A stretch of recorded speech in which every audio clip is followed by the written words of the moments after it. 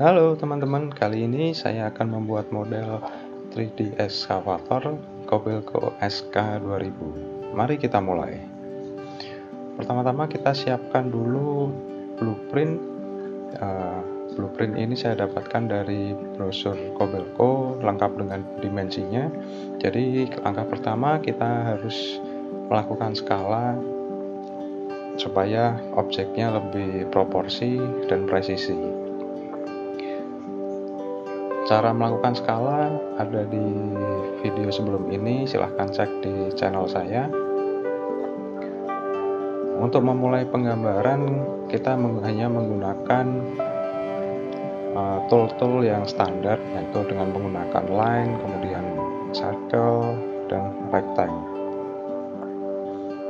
Kita buat objek sesederhana mungkin, karena objek ini atau model excavator ini akan saya gunakan sebagai properti untuk membuat metode kerja konstruksi. Jadi untuk objek-objek yang terlalu detail tidak perlu dibuat. Kemudian untuk menyederhanakan sebuah model, kita bisa mengurangi segmen-segmen dari model-model tersebut. Contoh untuk lingkaran kita gunakan segmen yang kecil. Kemudian jangan lupa untuk membuat titik-titik acuan atau as acuan sebagai acuan kita untuk melakukan move atau rotate objek-objek yang sudah kita buat. Kemudian langkah selanjutnya kita membuat bagian-bagian excavator ini, mulai dari track, kemudian dari body. Untuk bagian-bagian yang lengkung kita bisa menggunakan arc, namun arc juga perlu kita modifikasi, jangan terlalu banyak segmennya. Untuk arc yang dengan lengkungan kecil kita bisa gunakan 3 segmen saja cukup. Kemudian untuk membuat garis-garis bantu, untuk membuat kaca misalkan, kita bisa menggunakan objek bantu yang kemudian kita lakukan intersect ke objek utamanya. Kemudian untuk lakukan fillet kita bisa menggunakan bantuan objek rektang yang kita tempelkan di sudut-sudut. Jangan lupa selalu cek dimensi di brosur atau di datasheet yang kalian dapatkan supaya model yang kita buat lebih presisi. Kemudian untuk menggambar atau melakukan fillet di objek 3D, di sini saya menggunakan plugin round corner. Itu untuk mempermudah saat kita melakukan modeling.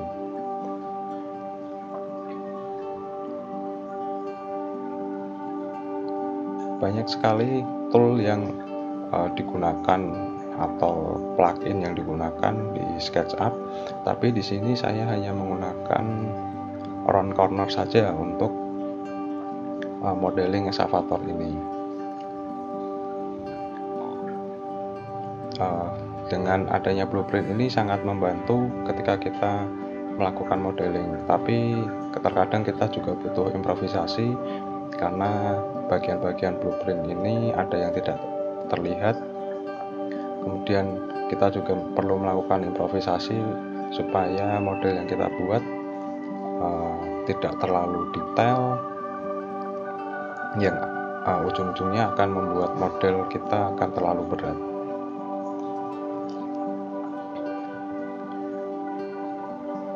Karena bisa jadi satu model excavator ini akan saya masukkan ke dalam sebuah scene konstruksi yang di dalamnya terdapat banyak sekali alat-alat berat, sehingga akan memperingan apabila objek yang kita buat dibuat sederhana saja.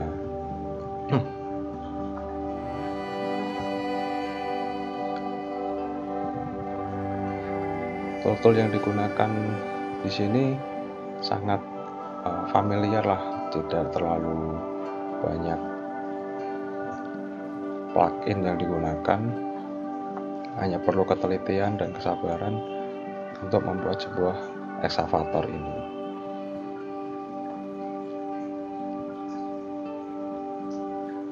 Jangan lupa setiap membuat bagian dari eksavator, gunakan grup. Apabila tidak menggunakan grup, akan menyulitkan kita saat melakukan editing. Penggunaan grup juga memudahkan kita untuk melakukan gerakan pada model kita. Jadi misalkan eksavator ini dalam kondisi terlipat, apabila kita pisahkan dalam grup-grup, misalkan untuk lengan yang utama, kemudian lengan atas, kemudian baket, itu berbeda-beda grupnya, maka itu akan mempermudah saat kita akan menggerakkan dengan berbagai pose. Contoh seperti ini, untuk membuat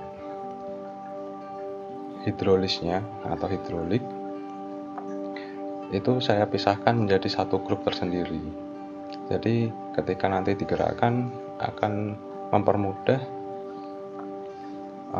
gerakan dari hidrolik ini. Nanti akan saya perlihatkan cara untuk menggerakkan keseluruhan eksavator ini.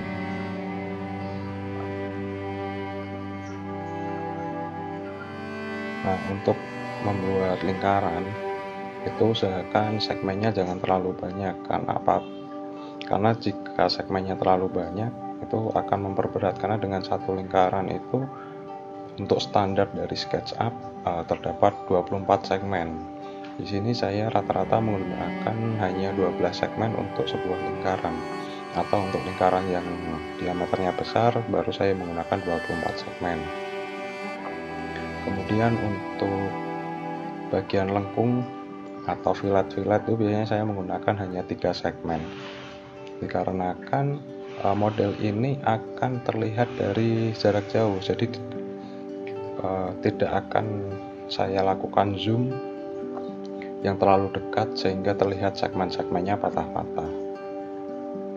Jadi ketika kita melakukan modeling, sesuaikan saja kebutuhan kita itu seperti apa.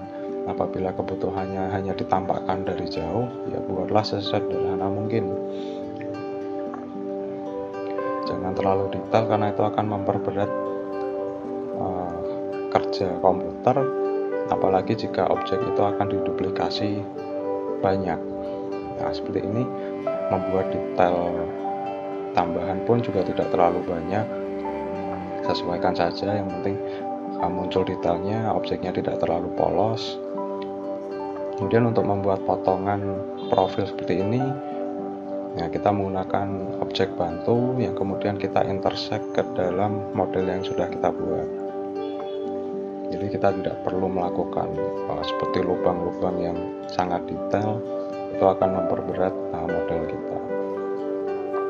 Untuk beberapa bidang yang perlu di chamfer, gunakan chamfer. Sini saya menggunakan plugin round corner, jadi bisa melakukan fillet, lengkung, atau chamfer yang satu sudut saja. Untuk detail-detail seperti ini, berikan detail yang secukupnya saja. Jadi misalkan logo, merek, atau tipe itu gak apa-apa ditambahkan sebagai identitas saja. Dan jangan lupa berikan garis-garis bantu sebagai acuan. Misalkan kita titik putarnya atau sumbu putarnya kita buat line sebagai garis acuan untuk melakukan rotate. Nah, ini kita dengan grup tadi kita akan mudah saat melakukan pose objek eksavator ini. Jadi kita bisa gerak-gerakkan baketnya, kemudian boomnya, semuanya bisa kita edit sesuai dengan kebutuhan. Kemudian apabila kalian ingin mendapatkan model ini, kalian bisa cek link di deskripsi, atau kalian ingin memberikan dukungan pada channel ini, cek juga di link deskripsi. Semoga bermanfaat. Sampai jumpa di video selanjutnya.